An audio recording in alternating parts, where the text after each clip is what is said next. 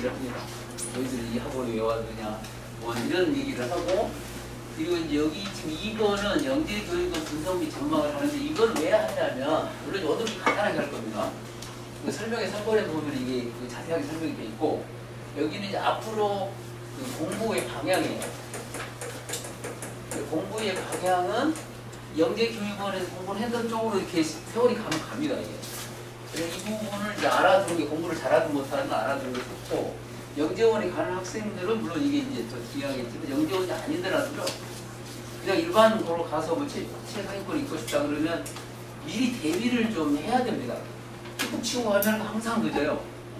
그러니까 약간 앞서가는 형태가 여기를 이제 보시면 알 수 있고, 그리고 오늘은 이제 공부를 잘하든 못하든 원리 탐구하고 이게 좋은 식쓰기가 나오는데, 이 좋은 식쓰기를 하게 되면은 어떤 효과가 있느냐, 그리고 좋은 식쓰기라는 게 뭐냐, 그리고 그 좋은 식쓰기를 하려면 어떤 걸 갖춰야 되느냐, 이런 것들을, 그리고 이게 좀 이해가 잘 안 가잖아요. 그래서 문제를 통해서 내가 문제를 풀어드리면서 그 말씀드리고, 그리고 마지막에 이제 이게 그 신테스트라는 강좌를 해드리도록 하겠습니다.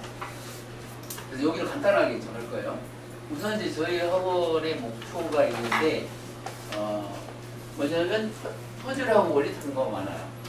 그리고 이 퍼즐은 주로 재미 쪽에, 그리고 이 원리 탐구는 정확하고 빠르게 푸는 쪽에, 이쪽에 지금 초점이고요.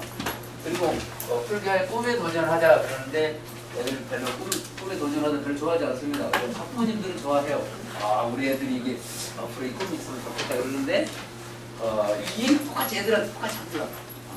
어머님들이 좋아하니까 내가 이 얘기를 한다 이렇게. 애들이 목적은 다른 데가 있어요. 그래서 이제 그거 얘들한테 해드리기 똑같이 해볼게요. 숫자 중에 가장 쉬운 숫자가 뭐냐 이렇게 물어봐요.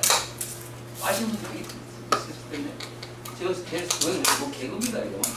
제일 좋은 숫자가 뭐, 제일 쉬운 숫자. 이거 그리고 모르세요? 애들이 수업할 때도 이렇게 얘기해요. 우리나라 여기다 찍는 게 좋은 되죠. 이게 제일 쉬운 거. 제일 큰 숫자가 왜 쉽냐고 읽어보십시오.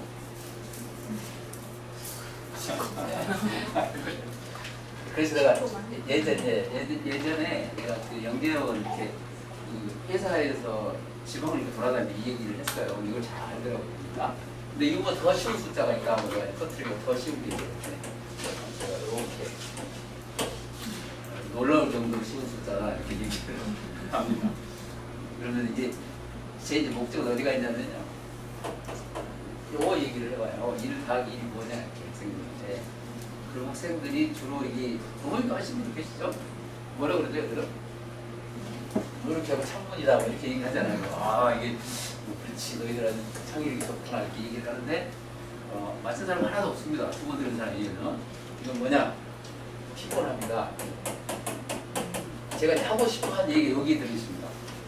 피곤함이 1 더하기 왜 피곤함이 2가 아니고 뭐 이러는데, 여기서 일을 하고 또 일을 하면은 피곤할 뿐이다.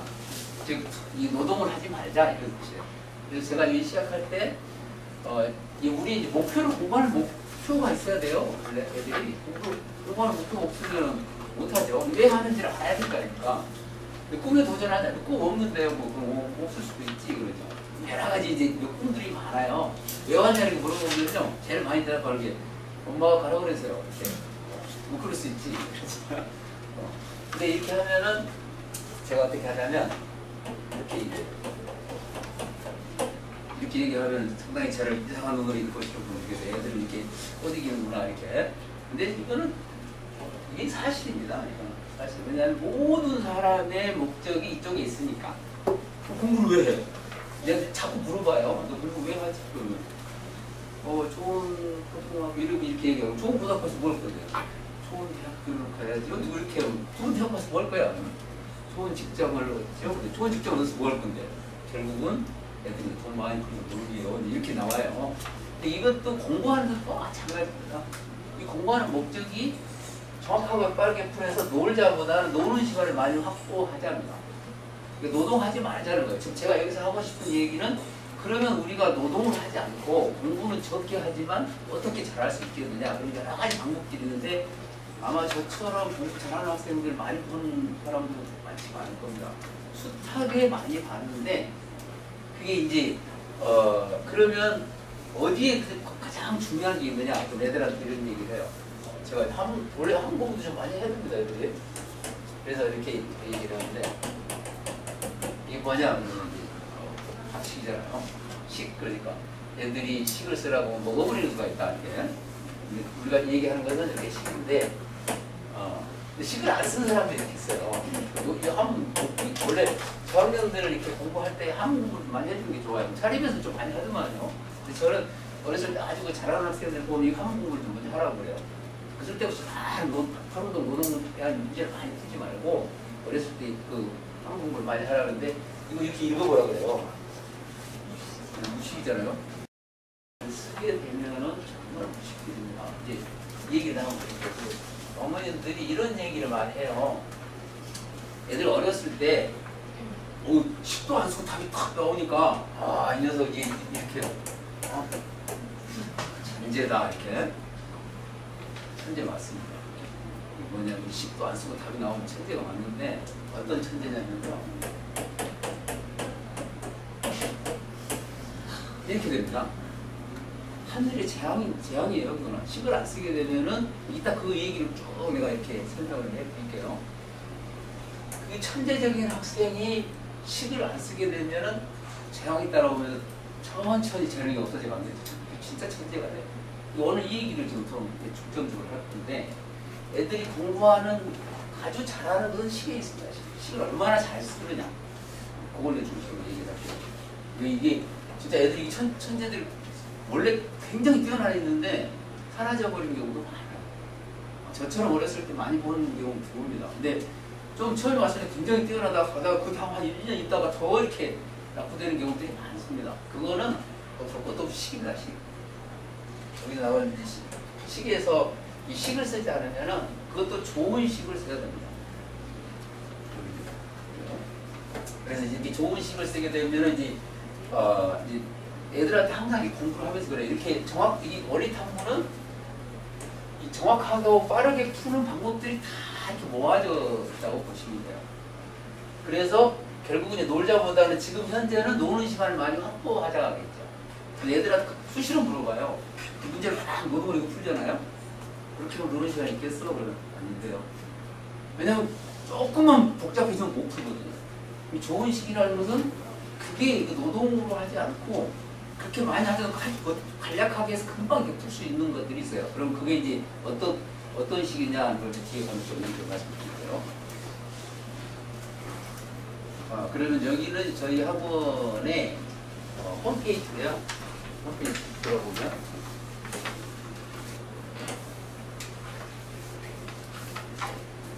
홈페이지 들어가 보시면 요즘에는 크게 볼 게 없어요. 왜냐하면 영상을 다 유튜브에서 올려놓기 때문에 그리고 여기 쭉 있잖아요. 커 나와 있는 여기 보면 공지사항에 보면은 저희들이 이런 게 있잖아요. 보시면 시간표라든가 이런 거를 볼 수가 있고 그리고 이 안에 굉장히 여러 가지 많이 있습니다. 예를 들면 통역우수사들 있잖아요. 여기 보시면 2010년도 내가 제일 많이 보여드린 게 여기 보시면 학년들 쭉 나와. 지금은 안 올려요. 왜냐하면 저기 때문에 정보 보호 때문에. 근데 그저 10년도에 보시면은 여기 보이잖아요. 4학년이 막 중학생들 이거가 이렇게 유튜브 하고 있잖아요. 얘가 어떤 학생이냐면요. 페이지 나와 있는 ILM 만점 금승권 어렸을 때부터 많이 있어요. 이거 한번 보시면 그 다음에 이게 이제 어떻게 보면 저희 학원의 이 시스템이라고 보시면 돼요. 원래 제일 먼저 들어오면은 이렇게 원리 탐구를 하고요. 그리고 이제 심화, 개념, 심화 여기까지는 학원이 이제 많이 있지만 이게 저희들이 어떻게 보면 이게 지금 스토리텔링 형태가 요즘에 앞으로 이렇게 가야 할 방향입니다. 연계적인 분이라든가 아니면 내신 대비해서 요즘 이제 킬러 문항이라고 그러잖아요. 이게 아마 이쪽으로 가지 않을까 싶어요. 시험은 지금 계속적으로 나오고 있습니다. 이렇게 돼 있고. 우리 이제 학원, 저희 학원은 아까 얘기했지만 원리탐구, 이런 부대로 원리탐구 5번쯤 여기에서 수학적 사고실 평가 이런 게 이게 지금 상당히 모호하잖아요. 대부분 정확하고 실습법에 푸는 과정 중심의 서술형 문제예요. 이게 지금 저는 지금 이 시대가 바뀌어서 그런 게 처음부터 시작할 때부터 이렇게 했습니다. 제가. 그러다 보니까 이제 여러 가지 이제 합격생도 많이 나오고 저렇게 하면서 잘하는 학생들이 많이 나오고 입소문을 타고 이런 것들인데 그러다 보니까 영재원 대비 학원인 줄 알고 계세요? 그렇지 않아요. 공부하는 방식에 관한 겁니다. 잘하는 애들은 뭐 잘하는 나름대로 특히 못하는 학생들도 또는 하기 싫어하는 학생들 있잖아요. 그런 학생들이 원리탐구를 겪으면서 굉장히 많이 변합니다. 그래서 이제 어머님들한테 이제 못하는 어머님들한테 이제 그런 학생이 좀 안 하려고 한다든가 이런 학생들한테 그런 얘기를 하고 마음을만 일단 내려놓으시기만 하면 이거 치유가 가능합니다. 그것도 물론 저학년 때 오면 제일 좋고요. 뭐 6학년 중1 때도 어느 정도 가능해요. 그런 얘기 드리고요. 그리고 전부 다 온라인을 통해서 교재가 이렇게 있고 그 설명의 동영상이라든가 성적을 다 성적 확인은 지금은 이제 귀찮으니까 안 하죠. 근데 그 문자가 오니까 그 전자책 저희 선생님은 전부 다 전자책반이에요. 그러니까 굉장히 진도가 빠릅니다. 그래서 늦게 오더라도요 진도가 다른 학원보다 한 2배 정도는 빨라요. 그 영향이 전자책반하고 교재에 있는데 그래서 천천히 가도록 금방 따라잡습니다. 크게 걱정 안 하셔도 돼요. 그러면 그 책을 스토리텔링 형태의 문제들이 있는데 SF하고 수학 원리 90도 있는데 요게 지금 초대 초 4, 5학년 있어요. 여기는 서울대 연대 이게 초6 종에 근데 이 책은 여기는 외부의 책이 없습니다. 왜냐하면 그걸 못 만들어요. 그래서 저도 출판을 옛날에는 해도 출판 안 하고 그냥 놔둬요. 그냥 100개가 합니다. 또는 예를 들어서 저렇게 만들어 제가 여기 특허를 내는 이유 중에 하나는요. 그냥 100개가 아니까 600개가 이거 내가 해놓고 있어요. 문제들 새롭게 만들어야 될 굉장히 많아서 재밌는 내용도 굉장히 많습니다. 그러니까 애들이 그런 걸 보면서 수학에 흥미를 느끼게 되고 근데 이 흥미뿐만이 아니고요. 이걸 통해서 이제 앞으로 그 학년이 올라가면은 얘들 뒤에 가서 보여드릴 텐데 보여드릴까요? 여기 아마 여기 보시면은 수능 문제가 논술 서술형을 일부 도입하면서 점차 확대해 가겠다 하는 게 5월 달에 나온 거예요. 예. 그리고 현재 중학교 2학년 학생들이 대학교 간 2028학년대 입시하기까지는 지금 그때까지 하겠다는 거거든요. 그러니까 서술형이라든가 이런 것들이 굉장히 앞으로도 중요하다는 게 벌써 이게 지금 나옵니다. 이게. 그리고 하여튼 그리고 수업 방식 중에서 이제 어머님들이 잘 모르시는 게 있는데 이게 물론 이것도 중요하지만 이 방식이 중요해서요. 내일 평가가 종합 평가가 있는데 이 마지막에 애들이 정리를 굉장히 잘해야 돼요. 근데 어머님들이 이 선생님 수업이 가장 중요하긴 하죠. 수업을 많이 하는 것보다는 애들을 잘하게 만들어야 됩니다. 물론 저도 잘해야 되겠지만 애들을 잘하게 만드는 방법 중에 하나가 이 평가하고 마지막에 이 마무리 짓는 건데 이게 어떻게 보면 이게 가장 어떻게 더 중요하지 않을까. 그래서 당연히 뭐 시험 내용이 이제 식을 쓰는 거죠. 여기서 식을 통해서 하면 이게 굉장히 중요하다. 어머님들이 이걸 잘 모르세요. 그리고 마지막에 시험 본다 그러면 이제 안 와요. 왜냐면 애들이 이제 핑계를 대요. 시험 보려면 공부 가야 되니까 이거 시험 공부 수업도 안 하는데 무슨 시험을 해야 돼. 마지막에 정리를 하지 않으면요 한 3번 듣는 거보다 한 번 공부하고 한 번 마무리 짓는 게 훨씬 좋아요. 애들이 이제 어머님들 그런 데는 아예 선을 딱 그으세요. 무조건 마무리 시험을 봐야 돼요.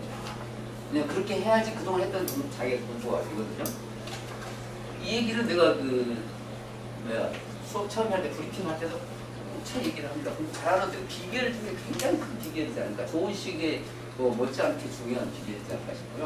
그리고 실무나 개념학습 이런 게 있는데 병행을 하고 그리고 이 줌 수업도 옛날 설명에서 줌으로 이거 많이 했었는데요. 지금은 영상 여기 수업도 이제 외국에 있는 학생들이 더 좋아요. 홍콩이라든가 싱가포르, 중국 이쪽에서는 1시간 차이여서 호주도 1시간 차이거든요. 그래서 오고 미국 같은 경우는 15시간, 14시간 차이가 나서 일요일 아침이나 들어와요. 그래서 그 전에 이게 코로나 이전부터 저희는 이렇게 했습니다. 그건 뭐 코로나가 와서 뭐 잘 이렇게 활용을 했지만, 그래서 오늘은 여기 나와 있는 주로 이쪽입니다. 원리 탐구 쪽으로 하는데, 이거는 아까도 말씀드렸지만 지금 외부에 알려지기에 영재교육원용이 아닌가 이렇게 하는데 그렇지가 않아요.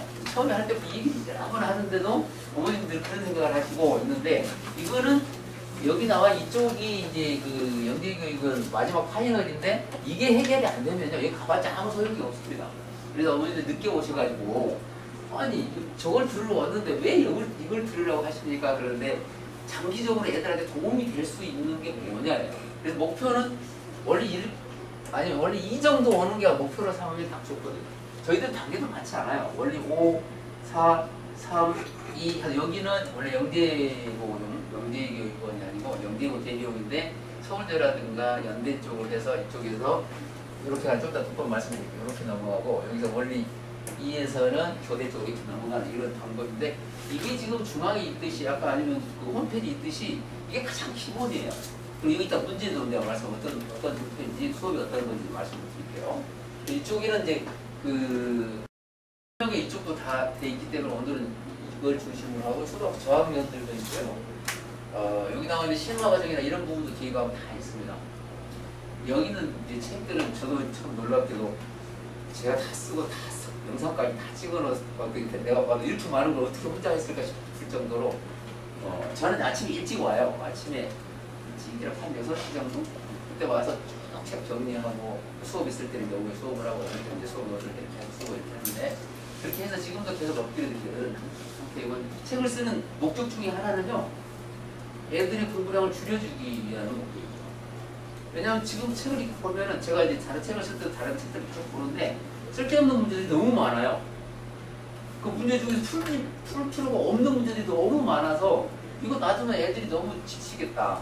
그럼 쓸모가 없는 걸 해봤자 아무 소용이 없잖아요.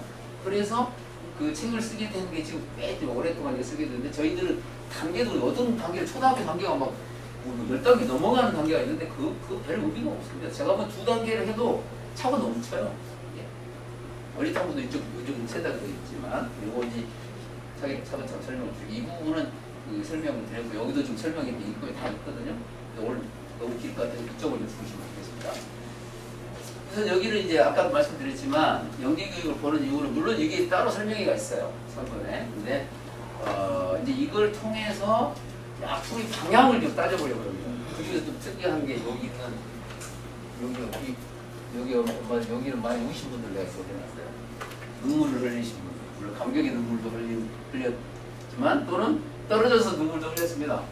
이 학생 같은 경우에는 정말 어렸을 때 천재적으로 보지 못했어요. 그 정도로 일반적인 학생, 초등학교 한 2학년 때 와서 지금까지 서울대 영재관 합격을 했는데 엄마가 우셨어요. 그리고 시험 볼 때도 그러더라고요. 이 녀석들이 속에 있는데 일단 얘기를 아니 제가 합격할 것 같아요. 그래서 나는 내가 얘기하면 거의 100%거든요. 합격할 것 같다고. 제가 잘하는데 엄청 많은데 어떻게 합격을 해요? 그래서 가봐라. 그랬어요. 가니까 웬걸 시험 너무 쉽던데요. 그래서 합격을 하니까 엄청 울고 그랬었죠. 근데 특징 중에 하나는 얘는 진짜 우리 학원 위에 거의 다녀본 적이 없습니다. 수학 같은 거. 그리고 지금 선행도 수학 4학 이제 나오고 있어요.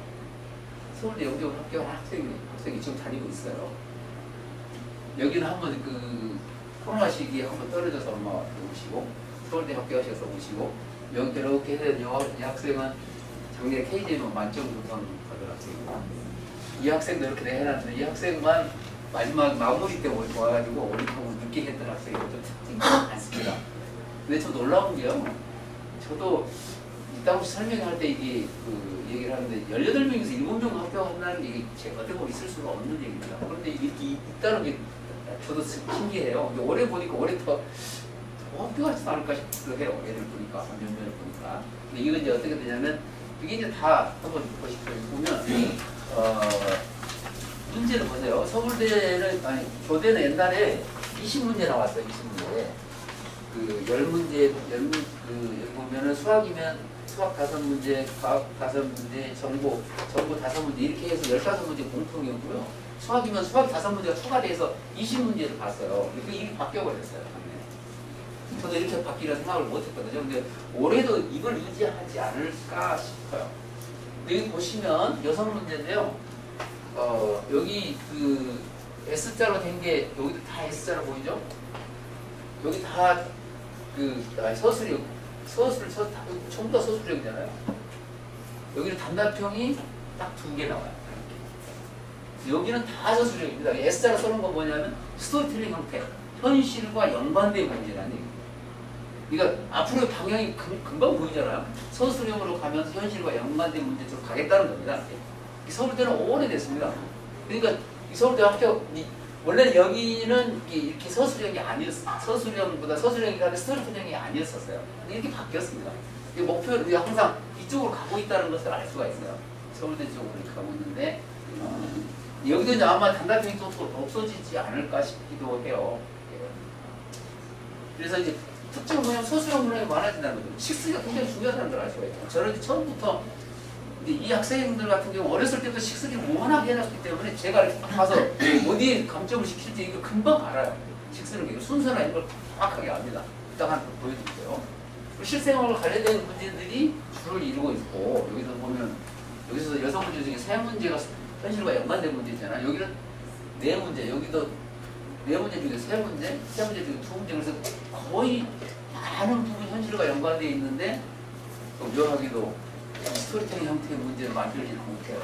내용이 길기 때문에 저는 어떻게 만들었냐? 저는 한 15년 정도 걸렸을 겁니다. 아까 얘기한 그 황희찬 학생 있잖아요. 그 학생이 3학년 때부터 해서 있기 때문에 소설책을 계속 읽으면서 제가 계속 만들어놨어요. 그래서 그 책들이 지금 완성되어 있는 게 SNP라든가 90편이거든요. 근데 지금 와서 이제 쓸모가 있는데 앞으로는 계속해서 거기에는 출로가 있지 않을까 이렇게 생각이 들고요. 그리고 아까 2023년에도 실생활 문제가 출제될 뿐만이 아니고 아까 전 수능까지도 연결될 거라 이렇게 판단이 되고요. 그리고 이제 조합이나 창의력 문제가 증가될 거고 선행학생하고 별 관계가 없어요. 그리고 그 서술형이 많이 나오면 애들이 면접이 굉장히 중요해서요. 서술을 할 때도 이 면접을 잘하려면 이론에 이제 굉장히 이론을 잘 알고 있어야 되는데 이제 그게 이제 어떻게 보면 저희들 작년 같은 경우에도 연대라든가 서울대 한 명도 안 합격했습니다. 8명, 3명 다, 7명, 3명 다 합격했는데 그 중에서 어떤 경우가 있었냐면 서울대하고 연대가 공동으로 합격하는 게 부흥대 다 합격한 학생이 5명이나 있었어요. 그럼 제가 이제 그걸 이제 그 분리를 하는데 너는 어디로 갈 성향, 애들 성향이 다 다릅니다. 영재고대로 다 같은 게 아니고 또는 영재고도 다 다릅니다. 예를 들어서 이제 선행이 많이 되고 KMO 쪽이 좀 강하다 그러면 연대 쪽으로 가라고요. 근데 융합 현상이 융합이 강하고 선행이 그렇게 많이 안 했는데 이 약간 그걸부터 어떻게 보면 진정한 연계라고 봐야 되죠. 선행 많이 안 하는데도 잘하는 학생이 있어요. 그걸 서울대로 보내요. 그리고 분리를 시키는데 예전에는 연대 쪽으로 많이 갔는데 지금은 서울대 쪽으로 많이 가더라고요. 인원수도 이렇게 위험하죠. 18명인데 그거 갖다 떨어지면 어떡하려고. 근데 다행히 한 명도 안 떨어졌어요. 왜냐면 제가 이렇게 보기에 왜냐면 그거는 떨어지는 경우는 점수가 낮은 경우거든요. 근데 서술형은 금방 이게 드러납니다. 그리고 이제 면접을 해도 금방 드러나요. 한 질문 하나만 해도 금방 이게 얘가 잘하나 못하나 금방 알 수가 있거든요. 그게 이제 그 마지막 정리라는 거예요. 여기서 보면 이제 영재원 등 KB 프로그램들인데 이거는 그냥 근데 여기 보시면 이제 좀 공통적인 게 여기 지금 공통으로 보이잖아요. 원리 이름이 아까 말씀드렸지만 원리 탐구 이 정도까지만 잘 해놓으면 고등학교라든가 가서 크게 무리 없이 공부를 잘할 수가 있어요. 식스기까지도 다 완료가 됩니다.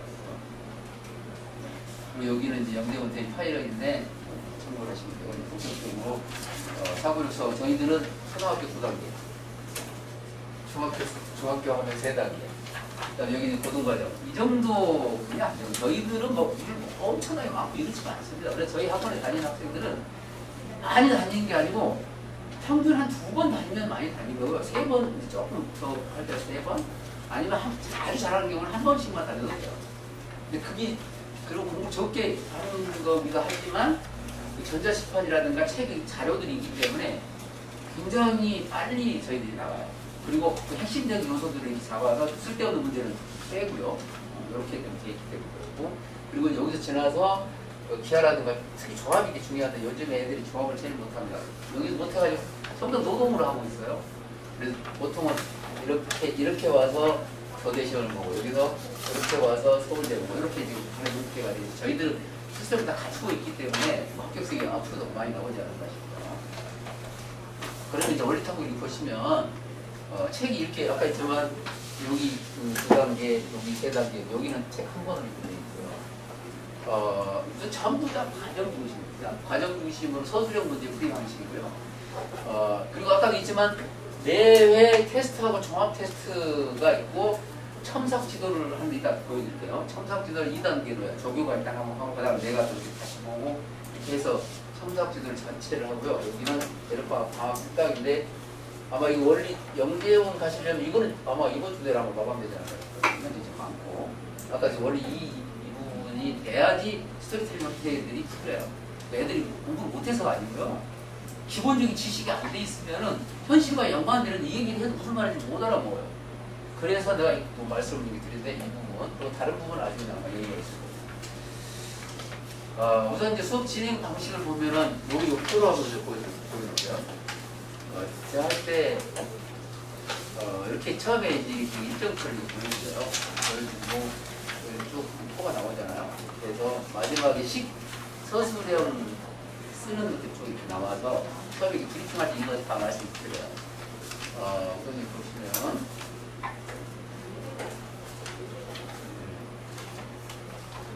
처음에 이거 할 때 제가 숙제 검사하고 수업을 지금 숙제 검사하면 식이 잘 돼 있나 아니면 확인을 해요. 그리고 수업하고 질문, 애들이 모르는 부분에 질문 이렇게 하고 숙제 검사하면서 잘 안 돼 있으면 이런 조교한테 내가 얘기를 해요.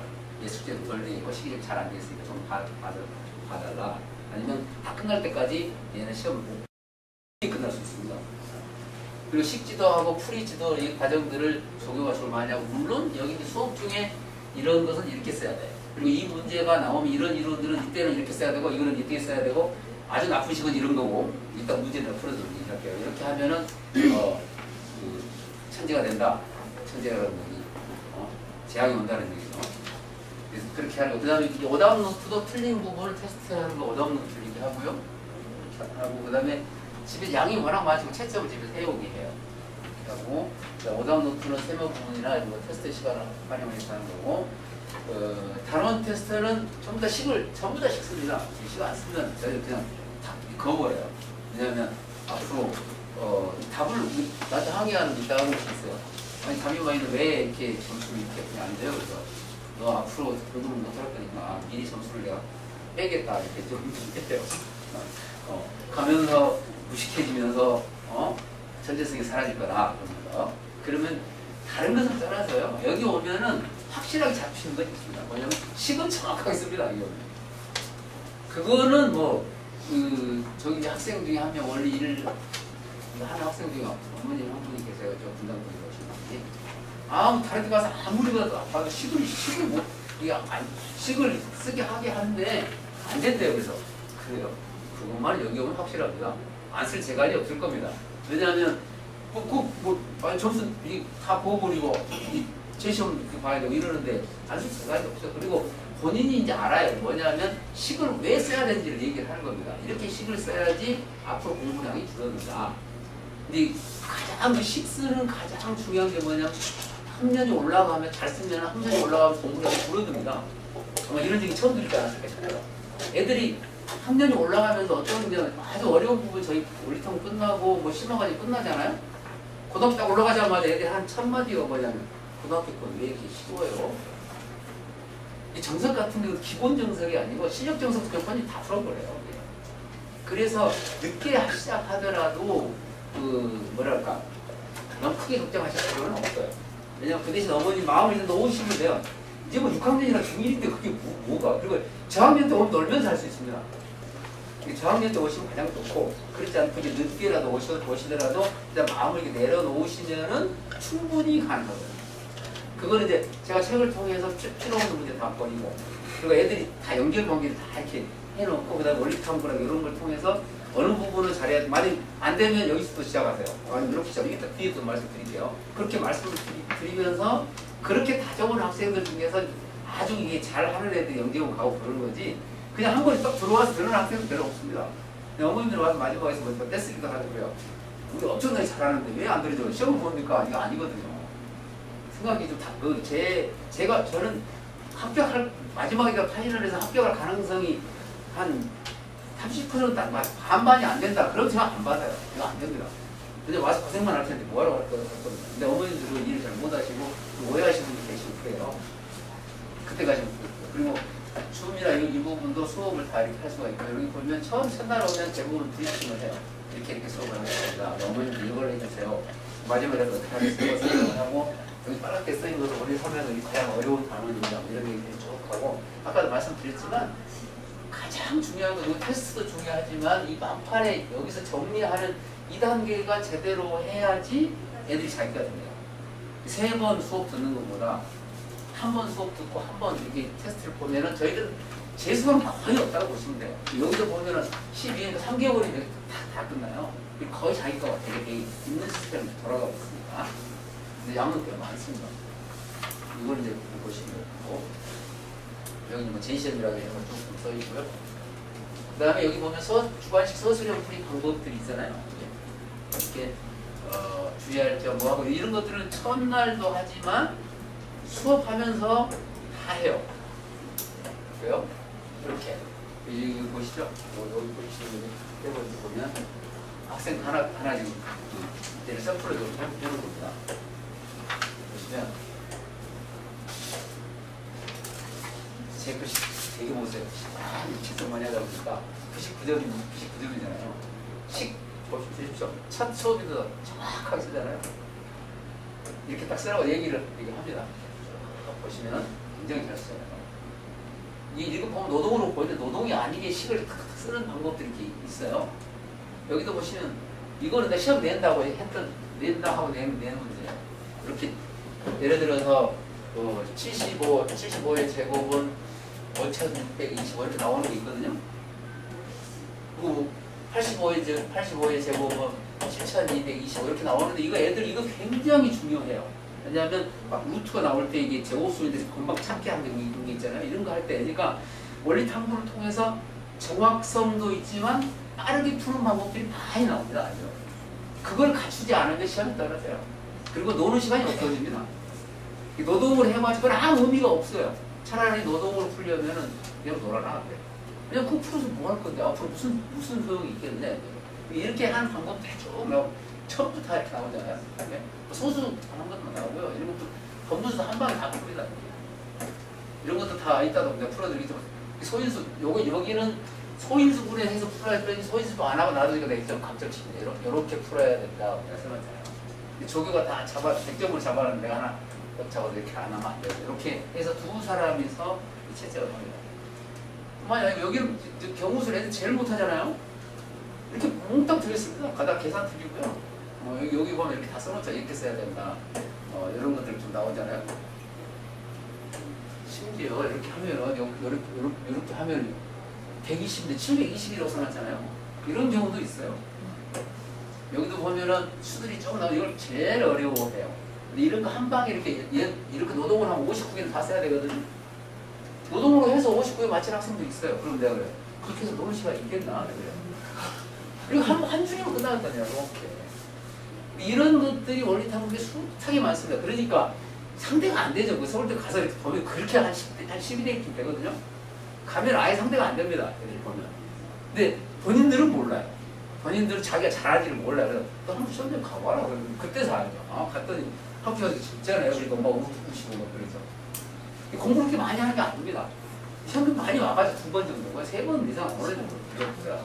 아주 이제 늦게 오는 학생들이 그렇게 해서 한 줄로 다 끝나거든요. 여기도 보시면 이런 것도 다 셌을 겁니다. 321점 다 세우고 있어요. 근데 이거 한 줄로 끝납니다. 이런 것들이 숱하게 많다는 걸 알 수 있어요. 이런 것도 다 세는 게 아니라 전부 다 경우에서는 애들이 많이 틀리잖아요. 막 이렇게 세는데 안 보이잖아요. 그냥.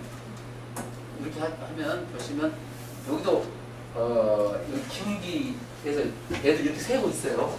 이게 뭐냐면 기울기가 서로 다른 직선 6개가 만나는 경우는 몇 개가 막 하나, 둘, 셋, 넷, 다섯, 여섯, 이렇게 다 세고 있어요.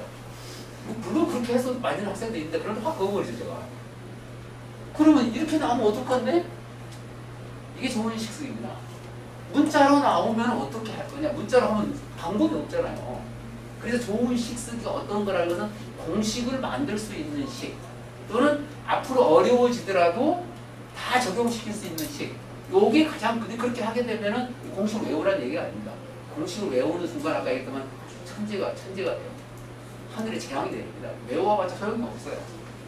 외워봤자 서울대나 보면 바꿔서 내버리거든요. 이렇게 바꾸고 저렇게 바꾸고 그런데 나오는 과정을 알게 되면은 그걸 찾아서 갑니다. 이게. 제가 이제 마지막에 갈 때 그걸 쭉 애들이 잘 찾나 안 찾나 봐요. 문제를 바꿔놔요. 잘 찾아갑니다. 뭔가 학교하겠구나.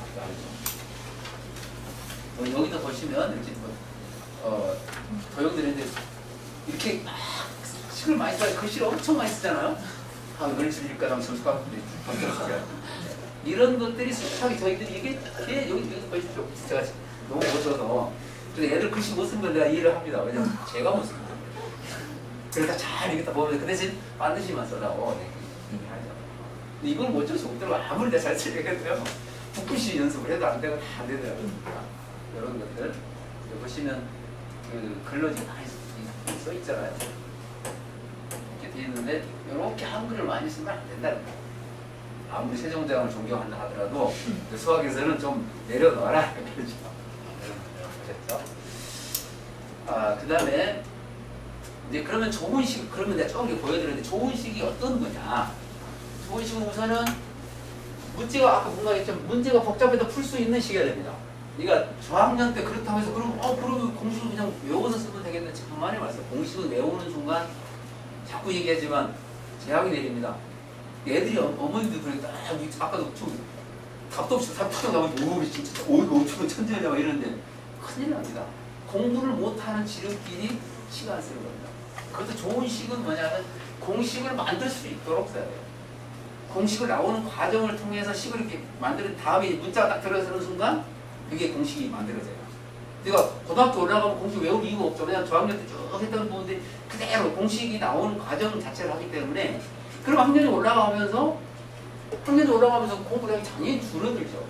왜냐하면 지금 현재 풀었던 저학년들에서 노동으로 풀어봤자 아무 의미가 없다는 게 조금 복잡해진다든가 또 학년이 올라간다. 이거 아무 의미가 없다.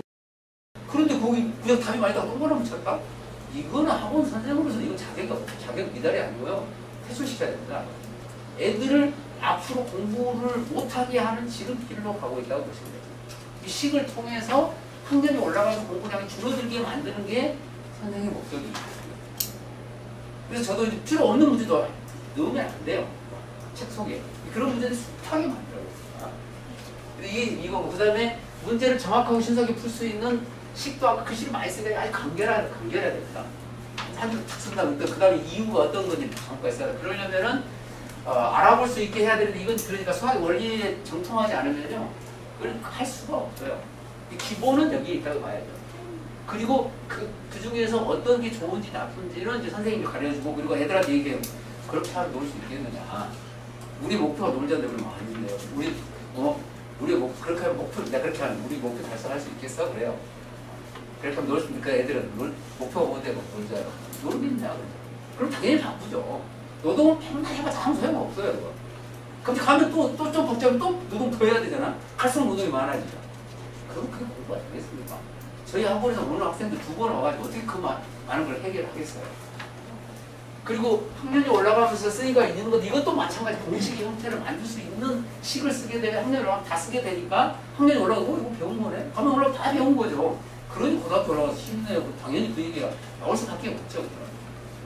그러니까 애들이 가면서 공부를 잘하는지 본인이 잘하는지 잘 몰라요. 물론 앞에 가서 시험을 보면 만져보고 내가 어디 다 맞았지 왜 이렇게 하고 있어요. 시간이 남네. 당연히 공부 잘하는 학생 시간이 남아요. 그리고 물론 이제 쉽게 보이는 학생들은 대부분 많이 떨어져요. 왜냐하면 공부 잘하는 학생들은요 다 맞지 않으면 식단 생활 안 해요. 공부 못하는 학생들 몇 개 알면 쉽다고요. 공부 잘하는 학생들 몇 개 어려우면 어렵다고요. 그래서 대부분 시험장에 갈 때 어렵다 그런 애들은 이제 학교 확률이 높아요. 좋고, 근데 제가 얘기하는 거 잘 알아야 되면 원래 다 맞으니까요. 만점도 맞아요. 그리고 이제 그러면 전제 조건이 뭐냐? 우선 수학의 기본 원리를 모르게 되면은 그걸 또 몇 번 적용시켜 봐야 되잖아요. 요걸 하지 않으면 안 되고요. 순서라도 아까 제가 서술 순서 방법을 아까 앞에 얘기했지만 오른쪽에서 왼쪽에서 위에서 아래에서 이런 거 잘 알지만 그걸 옆에서 화살표가 넘어오고 막 이래요. 그리고 이게 식이 중요한 게 여기에서 뭐가 빠지면 안 되는데 이런 걸 정확하게 알아야 돼요. 학년이 올라가면 거의 그 애들이 참 놀라울 정도로 잘하는데 그게 습성화가 돼 있는데 그 서울대도 뭘 쓰면은 귀신처럼 알죠. 이거는 여기를 이거 안 쓰면 감점이라고 내가 얘기하거든요. 이거 지뢰밭 여기 있다. 이거 놓치면 그냥 떨어지는 거죠. 지뢰밭이 수학의 곳곳에 있어요. 그 지뢰밭을 잘 이렇게 뭐 이렇게 빠져나가요. 그 이제 식을 쓰면서 정확하게 쓰죠.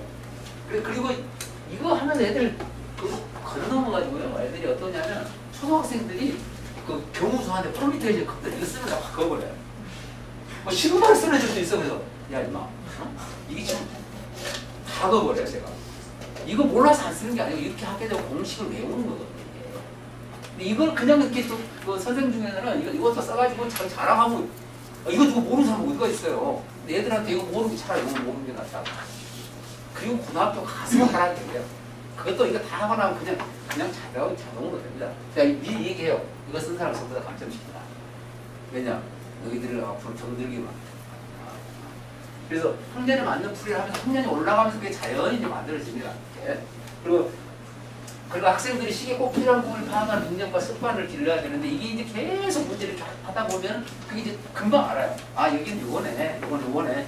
그리고 이제 이따 없이 이제 못 쓰면 그다 빨갛게 쓰잖아요.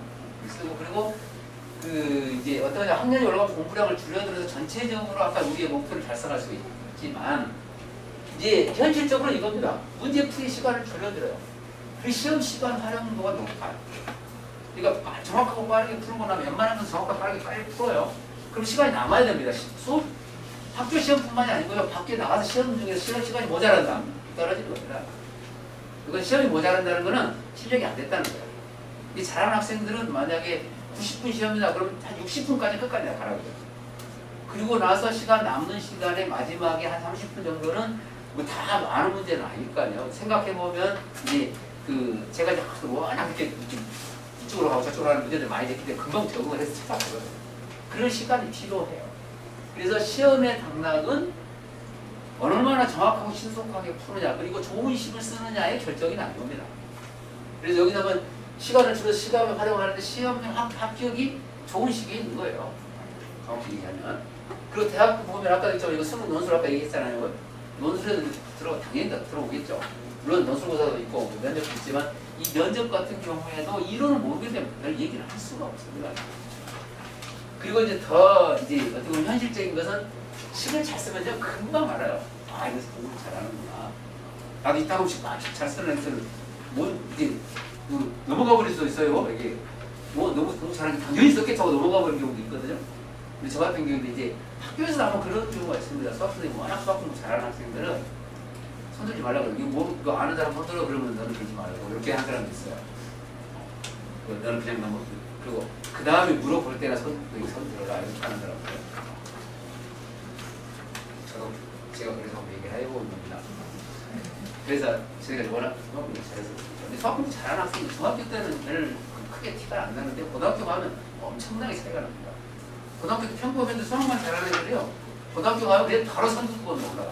아마 큰 애가 있으면 그걸 금방 느낄 수가 있어요. 그리고 이제 식쓰기 이제 전제 조건이 있는데 조금 더 얘기할게요. 가장 중요한 그 전에 해야 될 건 소인수분해 잘해야 돼요. 그 다음에 방정식하고 식세우기 잘해야 돼요. 인수분해 이게 어떻게 보면 이거 노동으로 해야 될 부분이 이쪽이 아닐까 싶어요. 여기에는 노동을 해야 된다는 거. 이거 할 때마다 내가 얘기하죠. 얘들아 미안하다. 이건 어쩔 수 없이 해야 된다. 그 대신 뭐 소인수분해 같은 거 암산으로 이렇게 하는 방법, 인수분해라든가 방정식은 굉장히 잘 해야 돼요. 이런 것들. 그리고 아까 얘기했지만 이렇게 해서 그 습관을 기르는 게 한 시간에서 계속 시험을 통해서 아니면 문제풀이를 통해서 이 습관화돼야 돼요. 근데 그게 늦게 들어오는 학생들이 잘 안 잡히잖아요. 근데 마음을 놓고 계시면 저희들 하나씩 하나씩을 가져가는데 우리가 워낙 그 진도가 빨라요. 보통 한 학기가 8회면은 시험까지 다 끝나요. 일주일에 한 번씩 해서. 그러니까 굉장히 빠르다고 보시면 돼요. 그렇다고 그냥 넘어가지 않아요. 말씀드렸어요. 그렇게 해서 하고, 그리고 금방 말씀드렸지만 그 수학 공부의 범위는 5학년 1학기입니다. 어머니랑 아마 지난해 알 거예요. 거기가 어디가 있냐면요. 5학년 1학기 보면 분수의 단위수, 아니, 자연수 혼합계산, 그다음에 약수 배수, 약분과 통분, 규칙과 대응도 이거 등식의 원리가 들어있어서요. 그 규칙 찾기 여기서 이 4개 분야가 핵심인 거예요. 여기서 일단 고비가 한번 온 거예요. 근데 그러려면 이 부분을 하기 전에 계산식을 딱, 또 계산, 우리 순서가 계산식을 한 다음에 이렇게 들어와야 돼요. 그리고 이제 개념하고, 그리고 이제 심화 과정 넘어가기 전에 전체적인 식습이라든가 원리통을 하는데, 식습이는 그럼 언제부터 해야 되냐 이렇게 어머니도 물어보더라고. 5학년 때부터 해야 되냐. 그 전에는 식습하는 의미가 없습니다.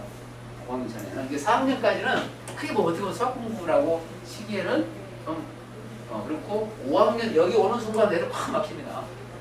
여기만 몇 번 동안 하는 경우도 있어요.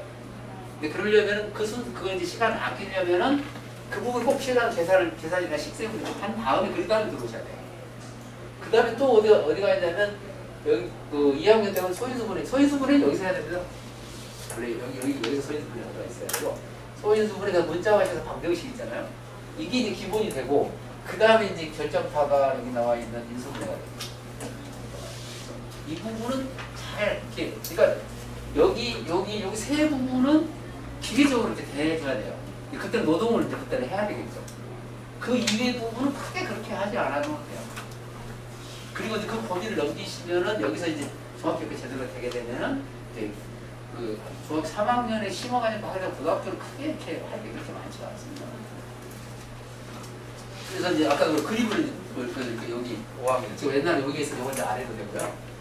중학교 1학년 여기도 이제 안 된 학생들을 하는데 이렇게 해서 인수분해까지 한 다음에 개념 단계도 이렇게 5학년 개념 단계 들어오고 그다음에 원리탐구 끝나고 심화가지고 이렇게 뭐 여기를 한번 다지는데 외부에서 얘기할 심화는 이 정도예요. 제가 하는 심화는 여기입니다. 도전 단계 여기 굉장히 어려워요. 그래서 대부분 여기까지 끝나면 고등학교 때 이제 할 게 없다 이렇게 애들이 하는 애들이 그런 거고.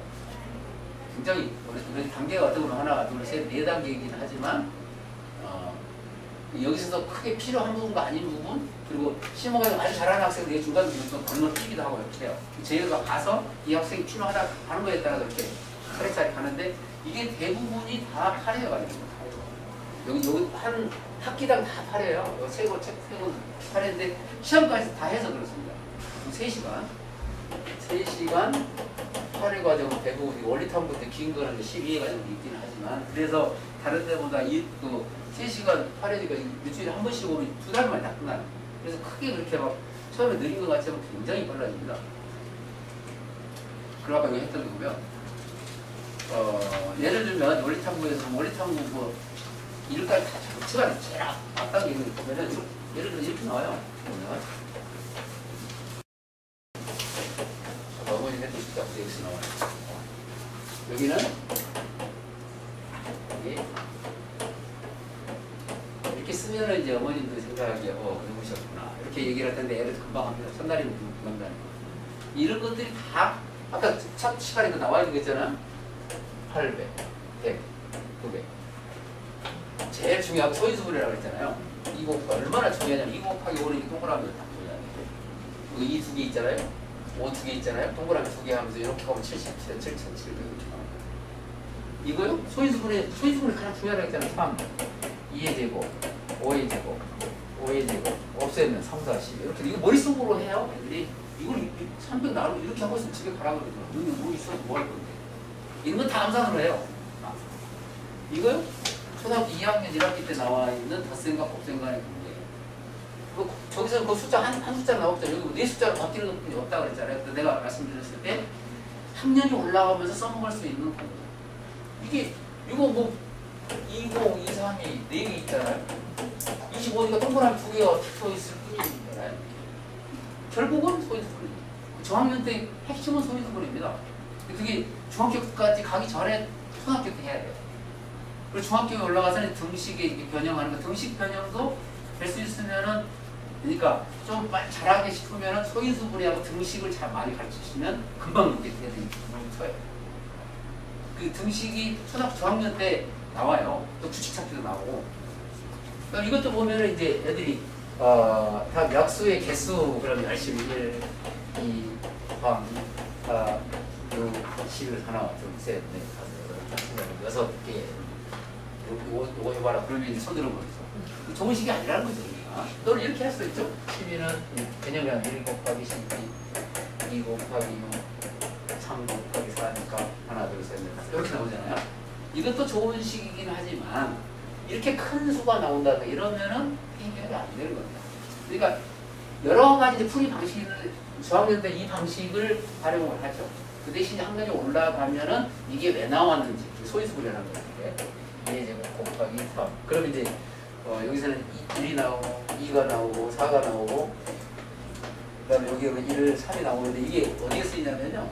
이거 보시면 다 쓸모가 있어요. 이렇게 보시면 다 합하라 그러면 10에다가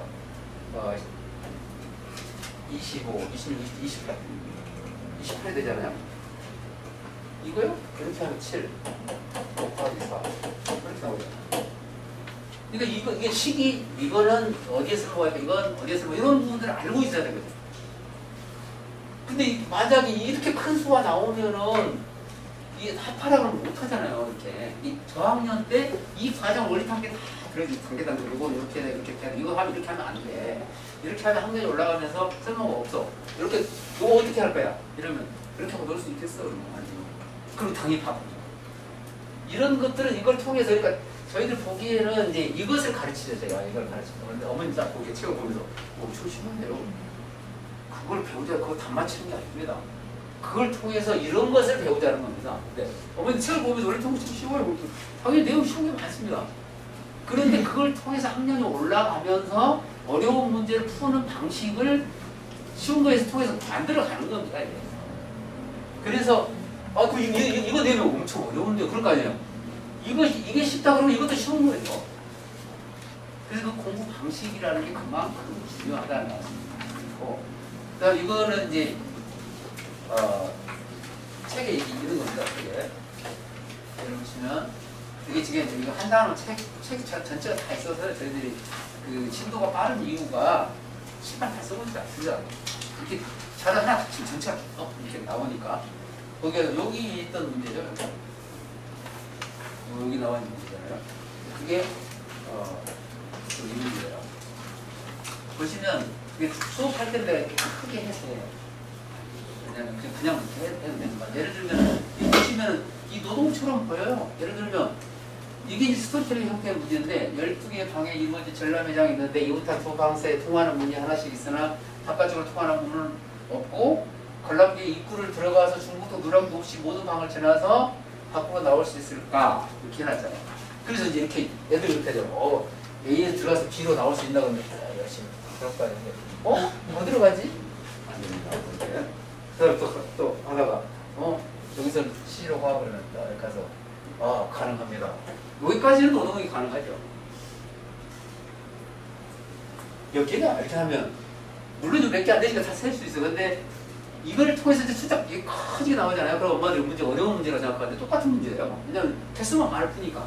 그럼 이걸 푸는 방식을 배우는 겁니다. 예를 들면 이게 왜 안 되는지, 이게 왜 되는지. 그럼 이게 이제 앞으로 어려운 문제를 풀 때 어떻게 해야 돼? 그러니까 공부가 할 게 없어지죠. 왜냐하면 여기 하나를 통해서 많은 문제를 풀 수 있는 방법들을 알게 되기 때문에. 예를 들어서 왜 안 되는 거 볼까요? 예를 들어서 이렇게 하는 거죠. 5에서 할 수 있는 x 이렇게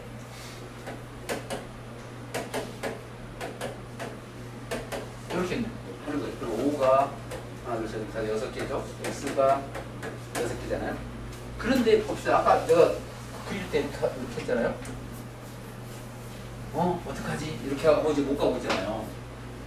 5 이렇게 이것도 식을 쓰는 겁니다. 5 x 가서 마지막에 5로 끝나야지 이게 완성이 되잖아요. 그러려면 5x 묶음을 보면은 5가 하나 더 많아야 되는 거예요. 근데 같은데 당연히 안 되죠. 여기는 5x 쭉 가서 마지막에 x니까 같으니까 되는 겁니다. 그러면 이제 마지막에 가서 이런 문제가 나왔다. 가능한 건 몇 개냐 그러면 x 찾아라는 거죠. 하나, 둘, 셋, 넷. 이렇게 하고 있는 거지 이걸 그리고 질 않습니다. 그렇다고 이게 커진다? 그냥 5x에서 그냥 x 개수를 찾는 거예요. 그래서 쉬운 문제를 통해서 어려운 문제를 푸는, 그러니까 위에 학년이 올라가면서 이게 할 수 있는 이론에 밝아야 되지, 이게 노동으로 해결할 수 있는 부분이 아니고 여기다 약간씩 또 들었다 나갔다 하는 방법이 점점 어려워져요. 이 이론을 통해서 학년이 올라가면 점점 이게 아무리 어려워지더라도 풀 수 있기 때문에 학년이 올라가면 공부量줄어드는 거예요. 그건 다 알고 있는 거예요. 그래도 기본적인 노동으로 하는 게 아니고 이거 왜 그러느냐, 왜 그러 이걸 알고 있어야 되는 거예요. 이거요? 이것도 한번 보여드릴게요. 여기서 책에 있는 거 내가 해놓은 건데, 예를 들어서 학생들이 기하 있잖아요. 그림 유제 5개의 꼭지점의 합을 봐라 그러면 애들이 참 잘하는 거죠. 그러니까 아니면 외곽을 이용해서 해도 돼요. 이렇게 하면은 여기 있는 두 각이 여기랑 같잖아요. 막국적이니까 그럼 180도 나 이렇게는. 아니면 외곽을 이용해서 넘어오세요. 그럼 이것도 하니까 이것도 착 그어서 여기 있는 각이 이렇게 같아. 이렇게 그으면은 이렇게 같으니까 180도에다가 360도 합하니까 540도 이렇게 애들을 가지고 와 동그라미 막 쳐요. 이렇게 떠면 되죠. 이게 꼭지점이 앵겔이 있으면 어떡할 거냐? 그러면 이거 합방인 거죠. 공부한 게 아무 의미가 없는 겁니다. 물론 여기 저학년에서 할 수 있겠지만, 근데 이것을 해결할 수 있는 방법이 뭐냐는 거예요. 그럼 제가 이제 원리 통과할 때 요 시험에 내 이런 게 있거든요. 그거는 여러 가지 문제에서 활용이 된다 이런 거예요. 그럼 예를 들어서 여기 별이 있다면 하나, 둘, 셋, 넷, 다섯, 여섯, 일곱 개잖아요. 7 곱하기 180도에다가 밑에를 다 빼는 겁니다. 이거. 밑에 빼는 건 뭐냐면 여기는 외곽이 2배를 빼는 거예요. 네?